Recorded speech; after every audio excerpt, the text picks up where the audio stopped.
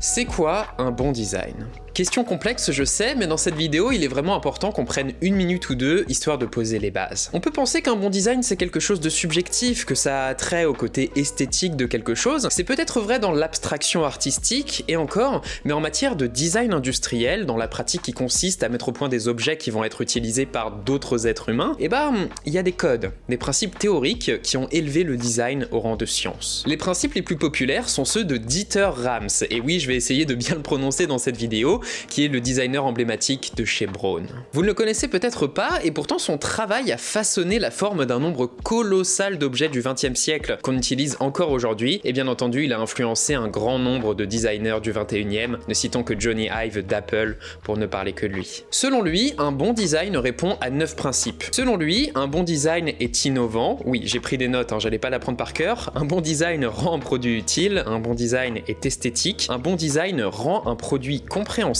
un bon design est discret, honnête et durable, un bon design est approfondi jusque dans ses moindres détails, et un bon design est respectueux de son environnement. Ces principes semblent aller de soi, mais sur le marché de la tech, leur réunion est bien rare au final, particulièrement sur le segment des casques audio. Les casques esthétiques en surface et finis à la colle, il y en a plein, des casques qui renient la fonction pour un design clinquant, il y en a énormément, et des casques / écouteurs destinés à durer un maximum de 1, 2 ou 3 ans, c'est plus ou moins devenu la norme. C'est pourquoi aujourd'hui, même si je ne suis pas audiophile, même si je ne suis pas un expert en matière d'audio, je me sens obligé de vous parler de mon coup de cœur du moment, le casque Ayayay TMA2, ou Move Wireless de son petit nom, qui réussit à cocher quasiment toutes ces cases en adoptant une forme modulaire. Allez, vous regardez Nightech, c'est Thomas, et vous connaissez la chanson.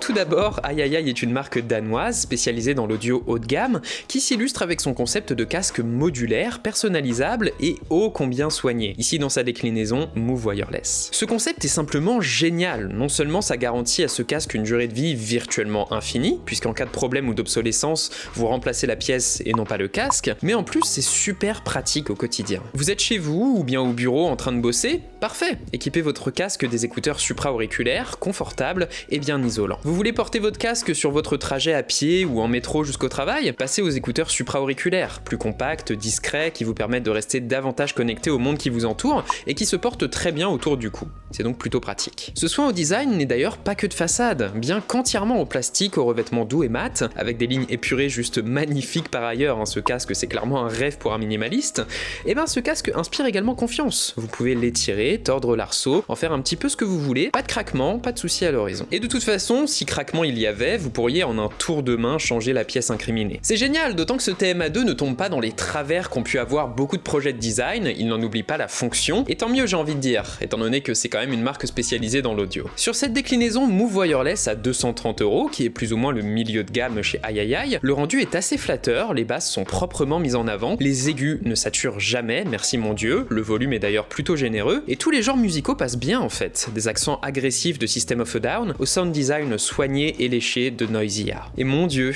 le niveau de détail fourni par ce casque est juste incroyable. Je m'attarde pas dessus, mais vraiment je pèse mes mots, j'ai été bluffé par la signature de ce casque, c'est vraiment très propre. Ce Move Wireless rivalise d'ailleurs un petit peu avec mes AirPods Max, ils sont peut-être un petit peu moins bons en Bluetooth, mais très similaires en filaire. Parce que oui, il y a une prise jack, ça faisait longtemps que j'en avais pas utilisé une personnellement, et il faut bien que je l'avoue, ouais, avec ce genre de casque je ressens une différence, il exploite très bien l'analogique. Avis aux abonnés à Apple Music d'ailleurs, ce Move avec du lossless, c'est vraiment un plaisir. Voilà, design check, audio check, et fonctionnalité, disons check aux 3/4. Vous avez du Bluetooth multipoint, plutôt bien géré, c'est pas la puce H1 mais ça fait le taf, vous pouvez avoir votre téléphone et votre ordinateur appairés en même temps. Vous avez un port USB type C, une bonne trentaine d'heures de batterie selon mon expérience, ce qui est très correct, et seule grande absente de cette checklist technique, c'est l'annulation des bruits actifs. Alors, est-ce que l'absence d'ANC est grave ?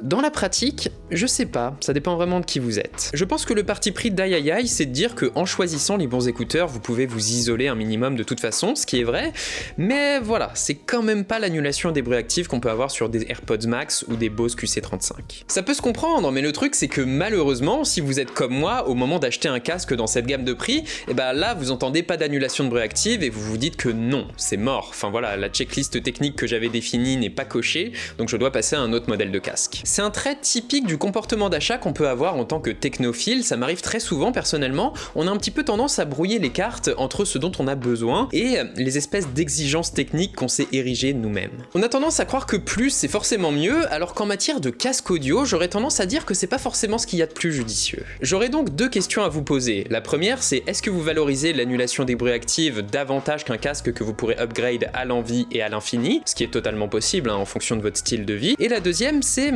est-ce qu'au lieu de chercher un casque qui soit doté de toutes les fonctionnalités, on ferait pas mieux d'en chercher un qui soit doté des bonnes? À mon sens, en toute subjectivité, c'est ce que fait ce casque aïe aïe aïe, mais bon, dans l'absolu, ces deux questions, elles ont pas forcément une réponse juste, c'est à vous d'apporter la vôtre, tout simplement. Voilà, c'était Nighttech, c'était Thomas, j'espère que cette petite vidéo, plus courte que d'habitude, mais j'avais vraiment envie de vous faire une vidéo sur ce casque, vous aura plu. J'espère qu'elle vous aura éventuellement aidé, et si c'est le cas, comme d'habitude, vous savez quoi faire. Et moi je vous dis à la prochaine les gens. Allez, salut.